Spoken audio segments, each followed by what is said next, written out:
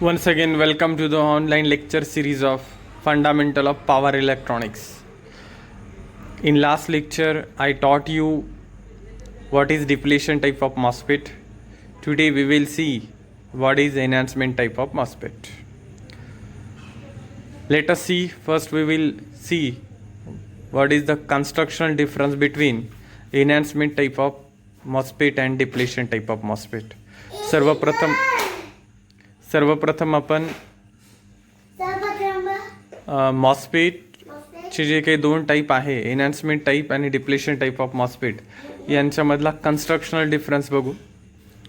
Figure A मध्ये enhancement type MOSFET दिसतोय, figure B मध्ये डिप्लेशन टाईप ऑफ मॉस्फेट दिसतोय.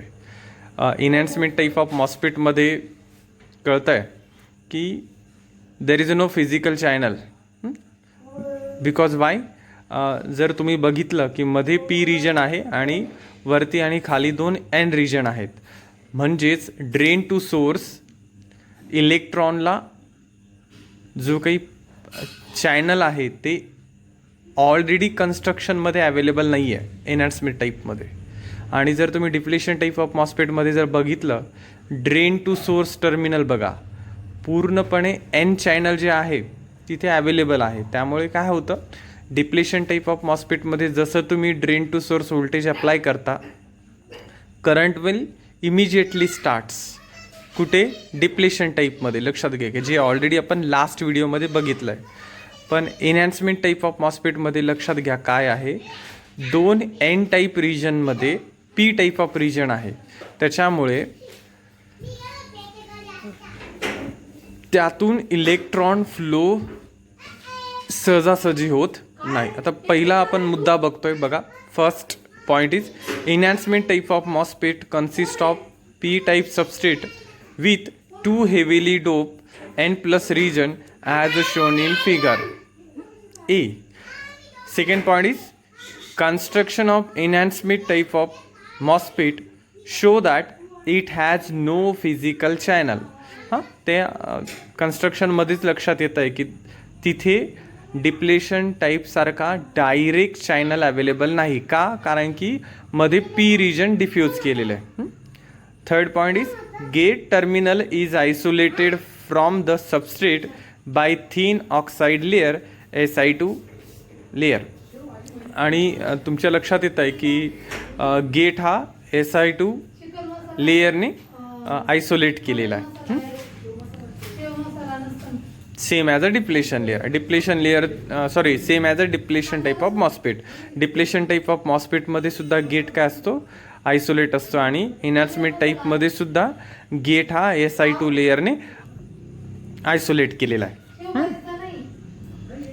हां, आता now the substrate is normally connected to the source. आता ही सबस्ट्रेट नावाचं एक टर्मिनल आहे की जे सोर्सला काय असतं, कनेक्ट असतो.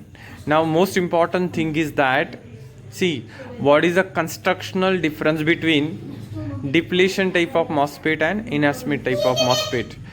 In enhancement type of MOSFET there is no channel is available. Available, like an depletion type of MOSFET.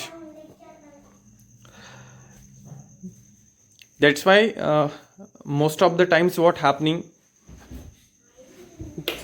there is no physical channel is present in case of enhancement type of MOSFET, but in case of depletion type of MOSFET, once you applying a drain to source voltage, immediately the flow of drain current.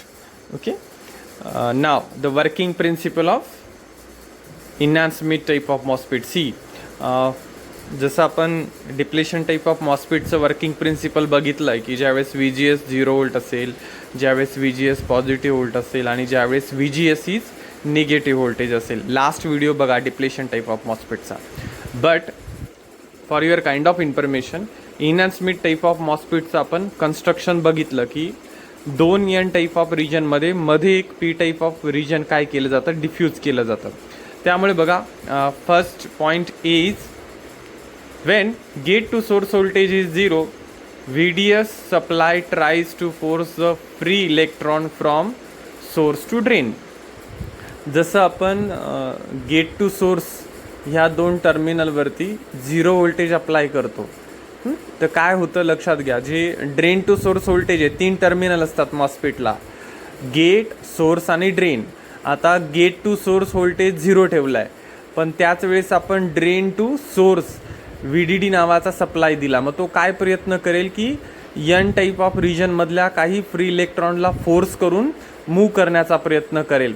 आता second point बघा. But the presence of P region does not permit the electron to pass through it, thus there is no current for VGS is equal to 0. पण तुम्हाला सांगितलं की मध्ये P region टाकलं आहे, ते त्याला काय करणार, त्या फ्री इलेक्ट्रॉन्सला परमिट करणार नाही, म्हणून ड्रेन करंट काय असेल, 0 असेल ज्यावेळेस VGS 0 व्होल्ट असतं. Due to this fact the enhancement type of MOSFET is also called as normally off MOSFET. आणि ह्याच कारणामुळे एनहान्समेंट टाईप ऑफ मॉस्फेटला कधी कधी नॉर्मली ऑफ मॉस्फेट असं देखील म्हणतात. नाव the second one is Wien VGS is positive voltage. आता लक्षात घ्या, 0 व्होल्टचं लक्षात आलं तुम्हाला, 0 व्होल्टमध्ये ड्रेन करंट 0 असतो. पण जर आपण त्याला पॉझिटिव्ह व्होल्टेज दिलं तर काय होतं, let us see. When VGS is positive voltage on gate induces the negative charge in the P type of substrate. जसं आपण VGS व्होल्टेज पॉझिटिव्ह करू तर काय होणार, निगेटिव्ह चार्ज इंड्यूस होणार कुठे, in P type of MOSFET. The induced negative charge in P type of region form a virtual N channel and current flows from drain to source. आता लक्षात घ्या, जसं आपण VGS पॉझिटिव्ह व्होल्टेज देणार, negative charge induce होणार कुठे, P type of रिजनमध्ये, आणि ते निगेटिव्ह चार्ज एक चॅनल म्हणून ॲक्ट होणार आणि त्याच्यामुळे ड्रेन टू सोर्स करंट काय होणार, फ्लो होणार. Further increase in VGS will accumulated the more free electrons and hence amount of drain current also increases ultimately. आणि जर आपण हे पॉझिटिव्ह VGS व्होल्टेज जर वाढवलं तर मोर नंबर ऑफ फ्री इलेक्ट्रॉन्स तिथे काय होणार, वाढणार, आणि अल्टिमेटली त्यालाच आपण काय म्हणतो, ड्रेन करंट सुद्धा इन्क्रीज होणार. When VGS is less than VT no current flows through the drain to source. आता हे VT म्हणजे काय, एक थ्रीशोल्ड व्होल्टेज आहे बाळांनो. जोपर्यंत तुमचं positive gate to source voltage या थ्रीशोल्ड व्होल्टेजपेक्षा जास्त होणार नाही, तोपर्यंत ड्रेन करंट फ्लो व्हायला सुरुवात होणार नाही. आता तुम्हाला डायोडच्या व्हिडिओमध्ये मी समजून सांगितलं आहे की जर सिलिकॉन मेड डायोड असेल तर मिनिमम 0.7 व्होल्ट हा थ्रीशोल्ड झाला. जोपर्यंत तुमचं फॉरवर्ड व्होल्टेज 0.7 व्होल्टच्या पलीकडे जात नाही तोपर्यंत डायोडमधून करंट फ्लो व्हायला सुरुवात होत नाही. म्हणजे त्या केसमध्ये, डायोडच्या केसमध्ये सिलिकॉन मेड डायोड असेल तर थ्रीशोल्ड व्होल्टेज 0.7 व्होल्ट आहे. त्याच पद्धतीने मॉस्फेटला देखील एक थ्रीशोल्ड व्होल्टेज असतो.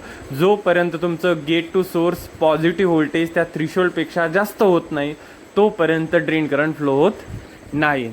आता ही ड्रेन कॅरेक्टरिस्टिक्स बघा, किंवा आता बघा VGS is equal to negative. आता आपण बघितलं VGS जर 0 ठेवलं तर एनहान्समेंट टाईप ऑफ मॉस्फेटमधून 0 करंट जातो.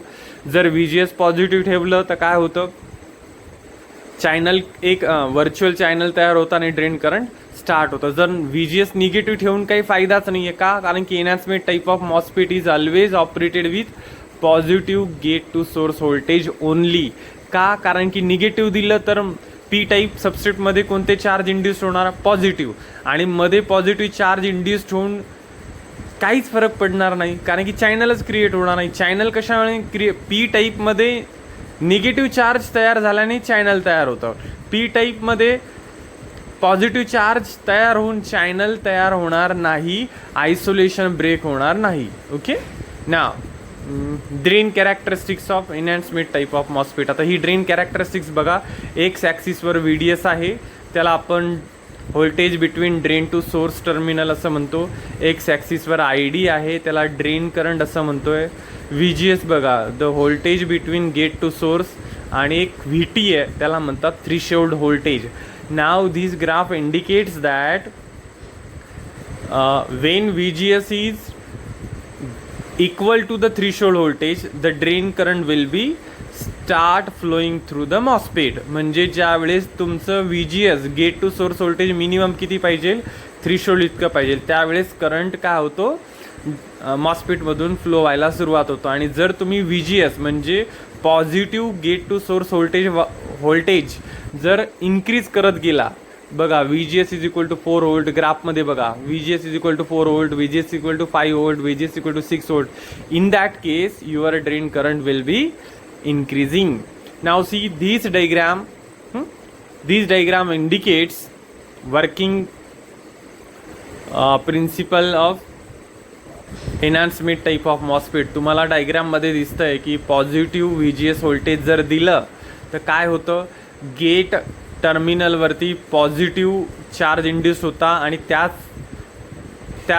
बरोबरीने निगेटिव्ह चार्ज बघा P टाईपमध्ये इंड्यूस होताना दिसतात. आणि हेच जे निगेटिव्ह चार्ज आहे एक व्हर्च्युअल चॅनल क्रिएट करतात आणि त्या व्हर्च्युअल चॅनलमधून अप्पर एन चॅनल रिजनमधले अप्पर एंड रिजन जो आहे ना, वरती जो एंड रिजन आहे त्याच्यातले फ्री इलेक्ट्रॉन ह्या तयार झालेल्या चॅनलमधून ड्रेन टू सोर्स काय होतात, फ्लो व्हायला सुरुवात होते.